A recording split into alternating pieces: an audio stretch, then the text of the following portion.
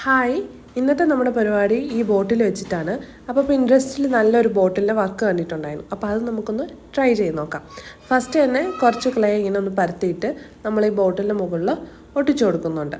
അത് കഴിഞ്ഞിട്ട് വേറെ ഏത് കളർ വേണമെങ്കിലും നമുക്ക് യൂസ് ചെയ്യാം. ഞാൻ കുറച്ച് ബ്ലൂ കളറും കൂടെ യൂസ് ചെയ്യുന്നുണ്ട്.